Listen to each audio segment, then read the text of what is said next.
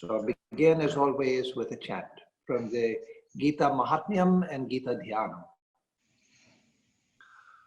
Om Parthaya Pratibodhitam Bhagavata Narayanena Swayam Vyasena Grathitam Purana Munina Madhye Mahabharatam Advaitam Ritavarshinim Bhagavatim Ashtadashadhyayinim Ambatvam Anusandadhami Bhagavad Gita Bhavadveshinim Vasudeva Sutan Devam Kamsa Chanuramardanam Devaki Paramanandam Krishnam Vande Jagadgurum Mukam Karoti Vachalam Pangum Langhayate Girim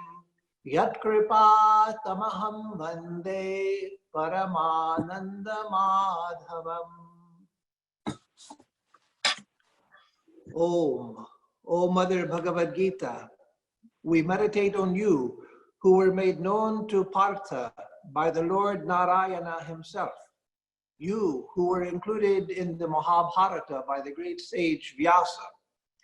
You, the goddess who rains down the nectar of Advaita, non-dualism, in 18 chapters. You, the destroyer of relative existence. We worship Krishna, the world teacher, son of Vasudeva, delight of his mother Devaki, and the slayer of the demons, Kamsa and Chanur. We adore that supremely blissful Madhava, by whose grace the mute are made eloquent, and the lame are enabled to cross over mountains. Om Shanti Shanti Shanti Hari Om Tat Sat. Om, peace, peace, peace be unto us all. So we will begin where we left off last time, and that was 2 weeks ago. Last weekend, of course, was July 4th, so we canceled the class last Saturday. And so today we will begin. We left off on verse 38 of chapter 2 last time. And so I'll read that verse, and then we'll continue with verse 39 to sort of a new subject within the chapter. So very brief background.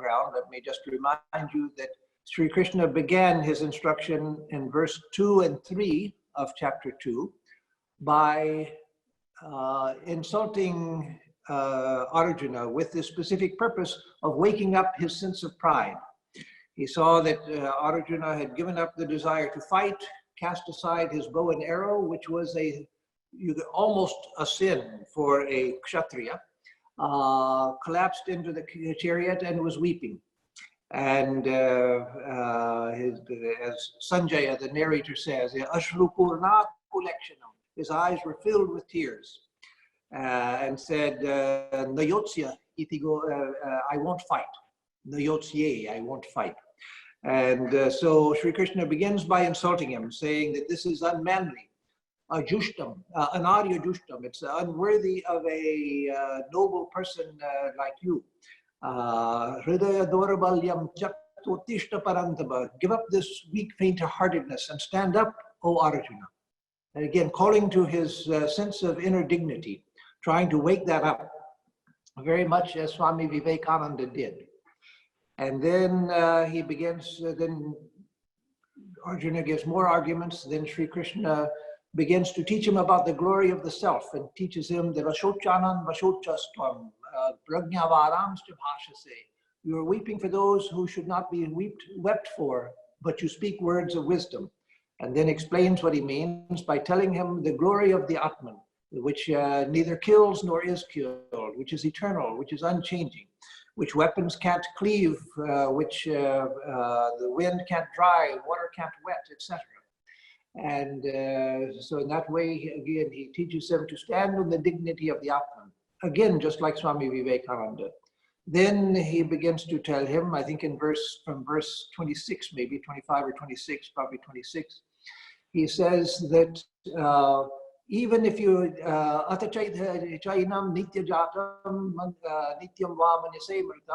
even if you think that the self comes and goes, that the self is not eternal, even if you don't accept that, if you think people are born and they die and that's it, even then you should stand up and fight. So from a purely naturalistic standpoint, he says you should fight. And then he says, Swadharma Vapichaveksha, from the standpoint of your Swadharma, your duty, from that standpoint also you should fight. And then he says, Kirting Chapi Bhutari, Sambhavitasya Chakirtir Maranaratirichyate. For one who is used to be honored like you in society, dishonor is the worst thing that could befall you. And here your people are going to think that you are running away from battle like a coward. So stand up, stand up. So that is the in essence the instruction so far. But we'll see from this verse 39 forward that he comes back and stays from now to the end of the Gita on the glory of the self and its relationship to God. So the other arguments were there in case Arjuna couldn't accept the spiritual argument. The idea is that there's no reason for you to do what you're doing. You can't appeal to anything. You're appealing to compassion and so forth. No, it's weakness. From every standpoint, including even the naturalistic point that people are just bodies and minds. They are born and they die and that's it. Even from that standpoint, there's no excuse for your weakness. So again, as always, I keep pointing out and will continue to point out that all of these instructions are addressed through Arjuna to us. All of these things are for us. That is to see that there is no excuse for weakness. Yes, weakness may be natural because it has become natural, but we have to rise above weakness because weakness does us no good. From the standpoint of duty, swadharma, we have to do that which is in front of us to be done. From the standpoint of the naturalistic standpoint, if you're born and die and that's all there is to it, still there's no excuse for not doing that which has to be done. And from the standpoint of the self, of course, there is no reason not to face every circumstance in life with our head up. And so verse 38, where we ended last time, ended that topic and says, Sukha dukkhe same kritva labha labhau jaya jayo tato yuddhaya yudyasva naivam papam avapsyasi. So sukha dukkhe same kritva, making pleasure and pain the same. Labha labhau jaya jayo, attainment and loss, conquest and defeat. Make all of these the same. At the to yuddhaya yujasva, making them the same, then join in the battle. In this way, you will not attain to sin. Naivam papam avapsyasi. In this way, you will not incur sin. So again, this is a theme that goes all the way through the Gita. Starting where he says in verse 14 of chapter 2, Matras parishastu kavanteya shitoshna sukha dukkadaha agamapaino nityas konstatikshasva bharata. The contact of the senses with their objects, like the heat and cold, pleasure and pain, they come and they go. So bear them, O Arjuna. Bear them how? Should we bear them just as a stoic? That is, just because I'm not going to show my pain even though I feel it?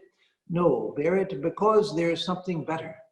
Because there is a state of consciousness where these things disappear completely. So begin by bearing them so that you can attain to steadiness of mind. And then when you have that steadiness of mind, then you can attain to a deeper state of consciousness where these things actually lose all of their meaning. So having made pleasure and pain, gain and loss, conquest and defeat the same, Engage you then in battle, so shall you incur no sin. So that is where we left off last time. And now verse 39 changes the subject slightly, or to a different aspect of the subject. And here in verse 39, he says, Eshate bhihita sankye buddhir yoge tvimam shrinu buddhya yukto yaya partha naivam karma bandham prahasyasi. So Eshate bhihita sankye. Up until now, I have explained to you the principles of knowledge, of Sankhya. But here it doesn't mean Sankhya as opposed to Vedanta. It means Sankhya as the teaching of the highest knowledge. Because here he's been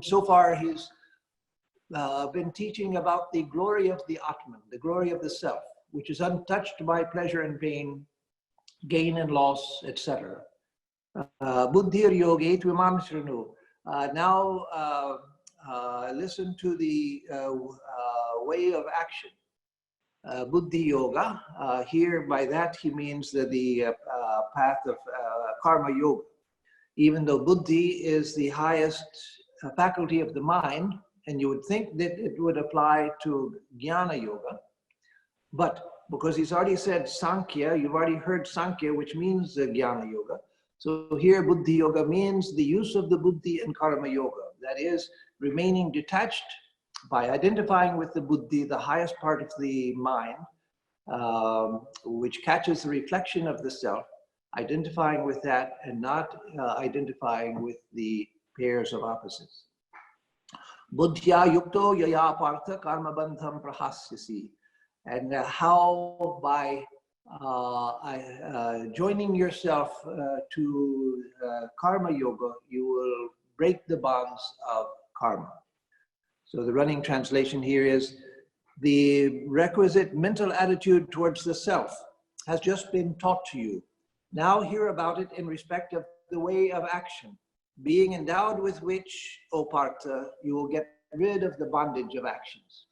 So now here he's turning to the path of action, and saying that is what I will teach you now. So in the first chapter, you find in the beginning half of it, and in the last part of it also, which we will come to, an emphasis on the path of knowledge. And here in the middle, there are some verses on the path of action, the path of engagement with the world, how to engage with the world from a standpoint which is not contrary to knowledge, so that you can act as necessary, but through that break the bonds of karma. The problem with the action is that normally when we involve ourselves in action, we get caught up in the action because of our desire for the fruits, because of our hope for a particular outcome and so forth. Our emotions get involved in the action, and then we find ourselves bound. One action leads to another, which leads to another, which leads to another. One complication leads to another, which leads to another, etc. And so in order to avoid that, he's teaching here the path of action. So again, this verse 39 is just a transitional verse from, now you've heard these principles of Sankhya, these principles of the nature of the self. Now hear the same from the standpoint of Buddhi Yoga, which again here refers to Karma Yoga. Let me see how that's translated by, yes, in Swami Atmarupanandaji's Gita, he translates it not as Karma Yoga, but he translates it as the wisdom of yoga. The wisdom of yoga, Buddhi Yoga as the wisdom of yoga. And that is a more exact translation, because in the Gita, when just yoga is used, it most often, though it can have a number of meanings, yoga by itself usually means karma yoga. And Sankhya in the Gita usually means the path of knowledge, jnana yoga. So Sankhya, jnana yoga, and yoga, karma yoga. And so here he's talking about Buddhi Yoga, and Swami Swarupananda translates that as the yoga of wisdom. In the Vireshwaranandaji's Gita, based on Sridhara's commentary, he translates it as karma yoga, because that is the implied meaning, not the direct meaning. So now in verse 40 we come to Nehabhi kramanashosti pratyavayo na vidyate swalpamapyasya dharmasya trayate mahato bhayat. So here this is a very significant verse. Not that this one requires a lot of commentary, but it is a famous verse which is often quoted. Nehabhi kramanashosti.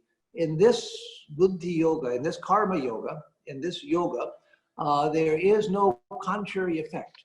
So here the idea is that when you do a Vedic rite, because remember that the Gita was composed or given at the time, still during the late Vedic period. The late Vedic period, when people were engaged in yajna, in sacrifice. And so in a sacrifice, if you do something wrong, even the slightest thing wrong, you get a pratyavaya, you get a contrary result. You're doing the yajna for a particular end, but even if you chant something wrong, if there's something wrong with the offering, if there's something wrong with the process, then you get a pratyavaya, you get a contrary result. That is contrary to that which you wanted. You get a bad result. So neha abhikramanasho, that means that there's no wasted effort, and then pratyavayo navidyate, and there is no contrary effect.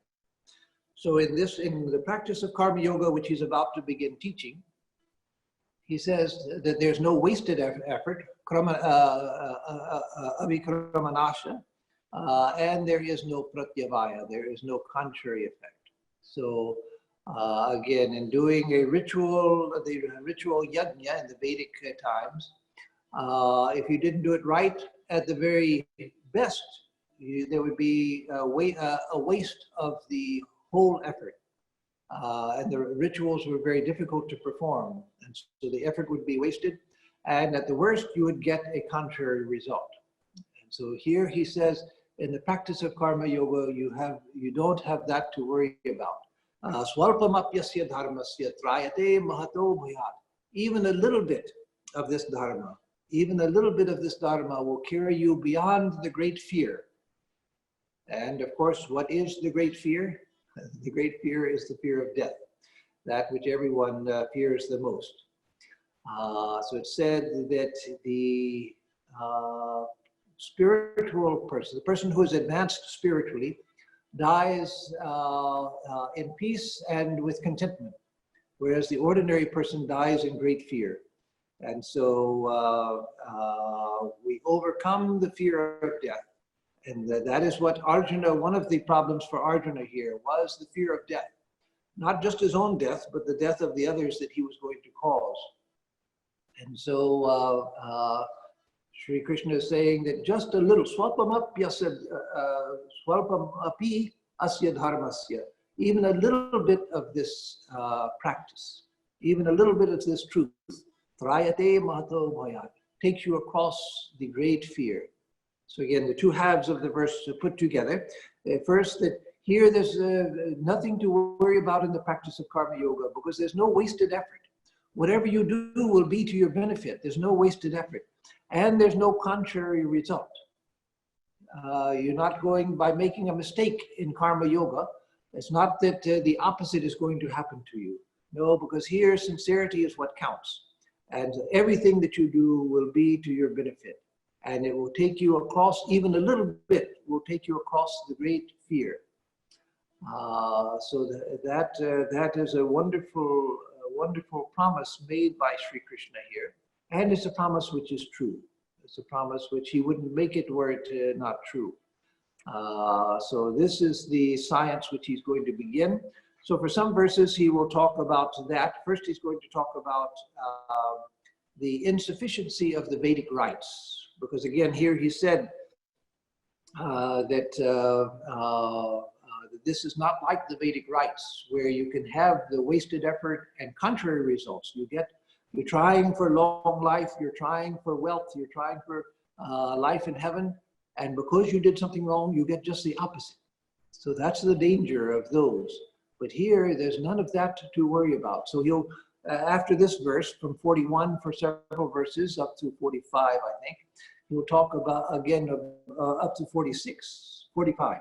He'll talk about the insufficiency of the Vedic rites, because that is tied to this verse. So as the running translation goes here in Swami Atmarupanandaji Maharaj's translation, in this Buddhi Yoga, this Karma Yoga, there is no waste of any undertaking, nor is there a chance of incurring sin from having the contrary result. Even the least bit of this religion, of this Dharma, saves one from the great fear of death, that is. So what we want in spiritual life is something that will give us the certainty of attaining to the goal with the least danger possible. So that's why Sri Ramakrishna, when he says in the gospel that in this age karma yoga is very difficult, he's not talking about the karma yoga of the Gita, he's not talking about karma yoga as Swamiji taught. Because you find in the gospel of Sri Ramakrishna, it's full of the teaching of karma yoga. So then how could Sri Ramakrishna say that in the Kali Yuga, karma yoga is very difficult? By that, he's talking about the traditional idea of karma yoga.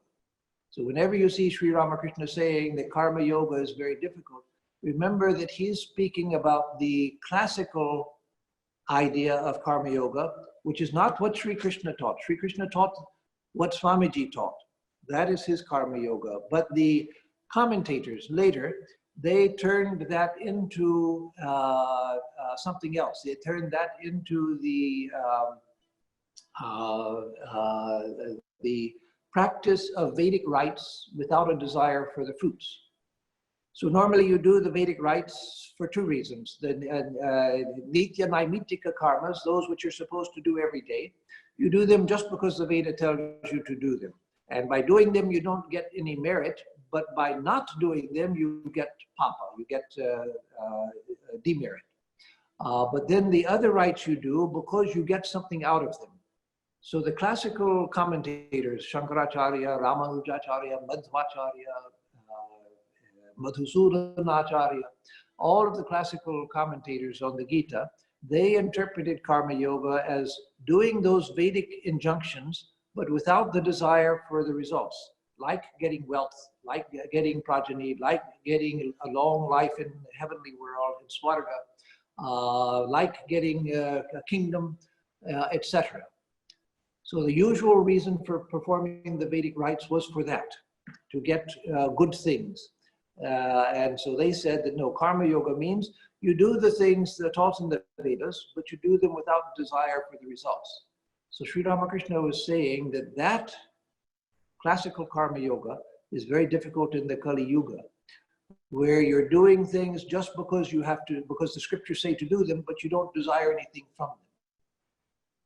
That is a very difficult thing. I'm going to do all of these things that the scriptures say I should do, because the scriptures say I should do them, but I'm not going to have the desire for any result. What do you hold on to? What do you hold on to? Where is your refuge? There's no refuge in that, just pure non-attachment in the midst of performing these various rites. So here, Sri Krishna is teaching not karma yoga in that sense. That, in my opinion, and in Swami Vivekananda's opinion, was a misinterpretation of the classical acharyas. Here, Sri Krishna says over in so many ways, and in fact, the whole of the Mahabharata teaches this, that karma yoga means whatever work you do. It's not about performing Vedic rites. It's whatever work you do, whether you're a butcher, like in the story of the Vyadha Gita, whether you're a butcher, whether you're a soldier, whether you're a fisherman, whether you're a farmer, whether you're a scholar, a pandit, a brahmana, whatever. Whatever work you have to do, do that by surrendering the fruits of your action to God, and you will be free because you become non-attached. And so, again, he praises this path of karma yoga in the highest terms here. So verse 41 says, Vyavasaya atmika buddhi rekeha kurunandana bahushaka yanantasya buddhayo vyavasayinam. So here he says, Vyavasaya atmika buddhi eka iha kurunandana. So in this buddhi yoga, in this karma yoga, O Kurunandana, O descendant of the Kuru line, the Kuru family line, the lineage, there's a single pointed determination. Eka vyavasayatmika. The determination of mind is one only. So in performing karma yoga, you just have one thing. In performing the Vedic rites, you had to keep in mind so many things.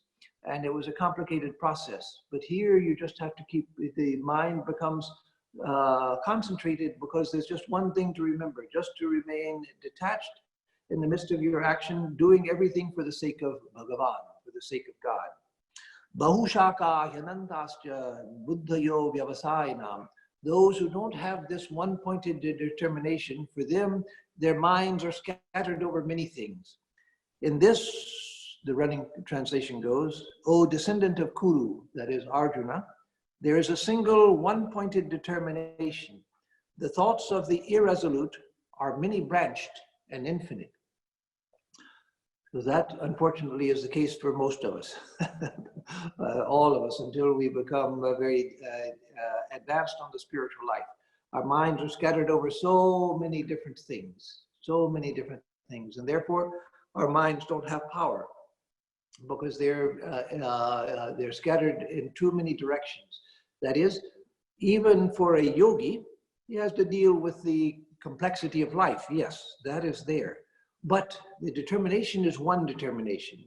In the midst of all of this complexity I have to deal with, I have to pay bills, I have to take care of the house, I have to take care of the garden, I have to take care of those I'm responsible for. But in the midst of that, my determination is one, that through this, I want to come to God. Through this, I want to cut the bondage of karma. Through this, I want to become free. So my vyavasayatmika buddhi is eka, is one. My determination in life is one, even though I have to deal with the complexity of life. But for ordinary people, the determination itself is spread over so many things. That is, they don't have a unifying core to their mind and to their life. So that's the secret here. That here, if we take up yoga, and we take it up sincerely, and of course, again, there's always a time factor. This is a lifelong process. It takes a lifetime to get there. And even if we start late in life, that doesn't matter. We've started, that's what's important. And so we begin to work to try to bring this one-pointed determination. That this, in the midst of all of the things I have to do, all of the complex situations that come to me, all of these things that I have to deal with, my determination, my aim, my purpose is one only one thing.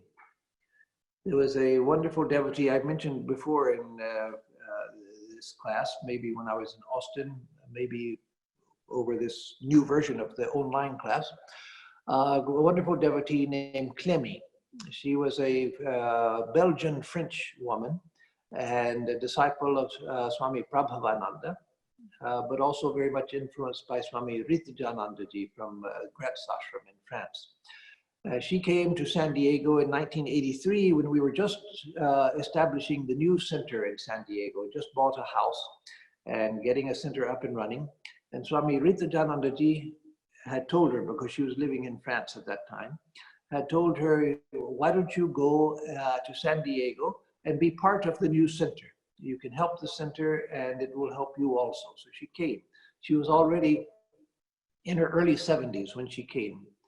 And a simple woman, educated, but not highly educated, but she was reasonably educated, intelligent, but in her heart, very simple. And so she had basically one main practice, and that was she loved Holy Mother. Her own mother and father both had left her, abandoned her when she was a baby, and she was brought up by her grandparents. She has no memory of ever even seeing her mother. She saw her father twice as she was growing up, very briefly twice, and they were both painful experiences. And so she grew up without a mother. Her grandparents were good, they took care of her, but when she came to Sri Ramakrishna and Holy Mother when she was around in her 40s, met Swami Atmarupanandaji in Los Angeles and Hollywood, then she soon fell in love with Holy Mother. And from then on, Holy Mother was her mother. So when she came to San Diego in her early 70s, her husband had died, and she was wanting to be just a part of the center and to participate and to contribute to the activities and so forth. And so she made a habit of involving Holy Mother in everything that she did. She always thought of Holy Mother, and she would, in conversation, and it was quite natural for her. It wasn't put on, it didn't seem artificial or anything. It was just a natural thing that came to her. She would see something beautiful, and if others were with her or something, we were seeing a sunset or something, she would say, "Oh, Mother, look at the beautiful sunset." So in that way, she would share her experience with Holy Mother. She would eat something. She liked to take us Swamis, there were two of us at that time, out to eat once in a month. She had very little money. She had a small pension from the Belgian government as a survivor of World War II. And on that, she lived an extremely simple, physically a very simple life. But once a month or so, she would like to take us to a simple restaurant to have something to eat. So if she had something good to eat, she'd say, "Oh, Mother, isn't this nice?" And then if she had something to complain about, she would say, "Oh, Mother, why did that happen? Why did you allow that to happen, Mother? What am I supposed to do about this?" So in that simple practice, she involved Holy Mother in all of her mental processes. And so that continued. She had several times when it looked like she was going to die. She had cancer and various problems and ups and downs of her health. She ended up living to be 102 years old. And I last saw her the day before she died when she was 102. And I knew she was going to die, but I had to get on a plane to go back to India where I was living. And so she's an example of someone who just there was one thing in her life. She did everything that she had to do. She was a simple woman. She was a householder. But Holy Mother became central to her life. And that lasted until until her last moment on earth. And so it was wonderful to see how she had this single-minded core to her life. So in this, O descendant of Kuru, O Arjuna, there's a single one-pointed determination. The thoughts of the irresolute, that is the ordinary people, are many-branched and infinite. The next three verses go together. So I'll chant the three together, translate them together, and then they won't require much commentary. Their meaning is fairly obvious. So 42, 43, and 44. Yamimam pushpitam vacham pravadantya vipastitaha vedavada ratha partha nanyadastiti vadinaha kamadmana swarga para janma karma phala pradam kriya vishesha bahulam bhogaishwarya gatim prati bhogaishwarya prasaktanam daya parita chetasam vyavasayapnika buddhi samadho navidhiyate. So here all of this is criticizing the old Vedic rites. Because again, this was at the end of that period. the period when the Upanishads were being composed and the Vedic rites were still being performed. It was not yet, it was before the time of the Buddha, before the birth of the Buddha. With the teachings of the Buddha and the spread of his message, the Vedic period ended, because the Buddha taught against the Vedic rites. And so powerful was his teaching and his example that the Vedic period came to an end. And then classical Hinduism began to rise. So these three verses say, the dull-witted, those whose minds are full of desires, people whose minds are full of desires. And the dull-witted here means not people who are uneducated or anything, or who have low mental capacity. It means ordinary people are dull-witted, and that's why they're ordinary people. So, because they don't see the truth of the Atman. So the dull-witted here means almost the great majority of people, except for those who are on the spiritual path.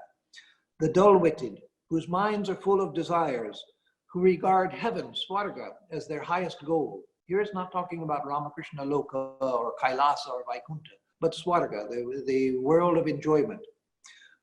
Those who are enamored of the panegyric statements in the Vedas and assert that there is nothing higher than this. That is, they're enamored of these, the glowing descriptions in the Vedas of the heavenly worlds and all of that. Who speak familiar flowery words about numerous kinds of rites, producing birth, actions, and their results. So the Vedas, here it's speaking of the Vedas, speak in flowery words about numerous kinds of rites. Do this and you will get this wonderful result. Do this yajna and you'll get that wonderful result. As a means to enjoyment and to power. By doing these, you get enjoyment and you get power. Those who are attached to enjoyment and power, and whose minds are carried away by these flowery words of the Vedas, do not attain one-pointed determination leading to concentration on God. So here the idea is that ordinary people, they're carried away by the words of the Vedas, which are in praise. He's not talking about the Upanishads, he's not talking about the Samhitas, which are full of prayers, but he's talking about the Brahmanas, which speak about all kinds of rites and rituals that can be performed and which bring results which ordinary people desire. People want power, people want prosperity, people want enjoyment, people want long life, people want progeny. And so these are the things that are promised in the Vedas for those who perform the yajnas. And so they speak of these things in flowery words, and people who are dull-witted, people who, that is, again, they may be university professors, but if these are the things that they're satisfied with, they are the dull-witted. So it's not just talking about people who are uneducated, talking about those who are so dull-witted that they think that this world is everything, and that the great promises of the Vedic rites are the real things to be desired in this world. So that is the intent of these three verses, to let Arjuna know that this is not where you should put your heart, that there's something higher than this. This is only for the dull-witted and for those whose minds are attached to birth and enjoyment and power. So then he comes to verse 45, where he sums up what he's saying about this portion of the Vedic tradition. Traigunya Vishaya Veda Nistraigunyo Bhavarjuna Nirdvandvo Nitya Sattvasto Niryoga Kshema Atmavan. So Traigunya Vishaya Veda. The Vedas deal with the three gunas, Sattva, Rajas, and Tamas. That is, they deal with this world and Swarga, the heavenly world of enjoyment. Again, not Ramakrishna Loka, Brahma Loka, Kailas, Vaikuntha, the world where you live with God, in the consciousness of God. Those are the highest spiritual world, just short of the highest illumination, where one lives in a realm of deep and profound blissful meditation. But here he's talking about our usual conception of heavenly worlds, the heavenly worlds that most religious people around the world are thinking of when they think of heaven. A place where you go that's full of enjoyment, where you live for a long time, or some religions believe you live there forever. Vedanta doesn't accept that. That's impossible philosophically. So all of these things deal with the three gunas, because even Swarga is under the control of the three gunas. Traigunya Vishaya Veda. The Vedas deal only with matters of the three gunas. Again, he's not talking about the Upanishads. Nistraigunyo Bhavarjuna. Oh Arjuna, be beyond the three gunas. Be unaffected by the three gunas. To be beyond the three gunas, that's our goal. But that, of course, is a high goal. So start by trying to be unaffected by the three gunas. That is, by being their witness, not being a slave of the three gunas. Let us be either identified with the Sakshi, with the witnessing consciousness, with the Atman, or let us surrender ourselves to Prabhu, to God. And in either way, we will be Nistraigunya, unconcerned with the three gunas. Nirdvandva, be beyond the pairs of opposites, happiness and misery, heat and cold, pain and pleasure. Now, to be beyond pain and pleasure, that of course is very, very difficult. Even a high soul feels the pains of the body, but we can learn to bear with them, to be patient in the midst. And when we have pleasure, to realize that's one type of sensation, pain is another type of sensation. But I am not here for the sake of sensation. Come pleasures, come pains, whatever, I don't invite either. Whichever comes, according to my karma, let it come. But let me try to remain same, remain steady in the midst of both. Learn to be steady in the midst of all the experiences of life. That's very difficult, very difficult. You have a sick child, you have a sick husband or wife, you yourself are sick, whatever, and to remain equal. No, that doesn't mean that you don't feel for other people and you don't try to do your best to help other people who need your help. But it does mean don't ever surrender yourself completely to any situation. That is, keep your center intact. Keep the mind calm. When you have to face a difficult situation, then learn to keep your mind calm even in that. Because by getting agitated, you don't help the situation at all. And you destroy your own ability to deal with the situation properly. And so learn to face everything with nirdvandva, without being disturbed by the pairs of opposites. Nitya sattvasta, be ever established in sattva. And sattva here means the buddhi. That is, remain as, identify with the buddhi. That is the highest part of the part of the mind which is calm, the part of the mind which is tranquil, the part of the mind which is luminous, the part of the mind which is where consciousness sits. So by identifying yourself with consciousness, with the Sakshi, you are being Nitya Sattva Sta. Sta established, Nitya always in the Sattva, in the Buddhi. Niryogakshema Atmavan, regardless of acquisition and possession. And Atmavan, possessed of the Atman, that means self-possessed, be self-possessed. So the running translation is, the Vedas deal with the subjects coming under the three gunas.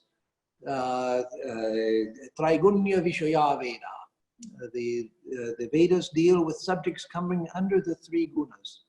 O Arjuna, be above the three gunas. Nistraigunyo Bhavarjuna, be above the three gunas. That is, don't be a slave of them. Try to keep your mind. The three gunas are constantly affecting the mind and all of our, governing our mind, our bodies, our experience. So in the midst of all of that, keep yourself steady. That's the way we begin to practice being above the three gunas. Being actually above the three gunas means being an illumined soul. That's the only time we get outside of the three gunas, when we realize the highest truth. then the three gunas have been transcended. Then we are trigunatit. But as a practice for us, to try to maintain the steadiness of mind in the midst of the experiences of the three gunas, free from the dualities, the dvandvas, being free from the dualities. Again, that means for us as practice, not being affected by the dualities. We experience them. As Sri Ramakrishna said, if you get pricked by a thorn, it won't do to say that the thorn doesn't exist. No, you're feeling the pain. So admit that, but realize that that's one type of sensation, pleasure is another type of sensation. That both sensations, let me not be swayed by these sensations. So don't live an unreal life, live a real life that is seeing that which you're actually experiencing, but reinterpret what you're experiencing, reinterpret it. And you should always be established in, here it says goodness, but I would say established in sattva, in the quality of equanimity, which means being established in the buddhi, in the highest part of the mind, which is calm, tranquil, luminous, regardless of acquisition or preservation and being self-possessed. So remain self-possessed, centered, as the expression, modern expression has it, being centered, being self-possessed, and regardless of acquisition and possession. In gain and loss, labha labho, jaya jayo, in verse 38, he said, being the same in acquisition and in loss, being the same in victory and in defeat. That is, you don't try for defeat, you don't try for loss, but in spite of doing what you can do in life, or what you have to do in life, sometimes we have loss, sometimes we are defeated. And so in the midst of that, don't lose yourself. Remain calm, remain self-possessed. So let nothing disturb you. As Saint Teresa says, Saint Teresa of Avila says in her beautiful prayer, let nothing disturb you. So the Vedas deal with subjects coming under the three gunas, O Arjuna. Be above the three gunas, free from the dualities, always established in sattva, regardless of acquisition or preservation, and always self-possessed. And if we're self-possessed, then these other things come automatically. That is, if we feel ourselves centered. For a jnani, that means actually to begin the best we can to try to identify with the self, with consciousness. For a bhakta, being self-possessed means being possessed of the thought of God, because God is our self. The antaryami, the inner controller, is God. And so for a bhakta, it means keeping the mind fixed on God in all circumstances. And for the jnani, keeping the mind fixed in the self. So then verse 46 says, Yavan artha udapane sarvata samplutodake tavan sarveshu vedeshu brahmanasya vijanataha. So we'll conclude with this verse because it concludes this subject. Yavan artha udapane sarvata samplutodake. As one has little use for water when the countryside is flooded. So here the image is like floods in Bangladesh every year, vast floods when there's water everywhere. Then what do you need with a pail of water for? You've got water everywhere. So in the same way, the man of realization, the person of realization, has no use for the Vedas. The Vedas here are compared to like a bucket of water in a flooded country. So a person who has had realization has no use for the Vedas. Because the person of realization, everything is Veda, everything is knowledge, everything is illumination. So the running translation goes, all the purpose that small reservoirs serve is served by a vast lake entirely filled with water. Similarly, the purpose that all the Vedas serve is attained by a man of realization.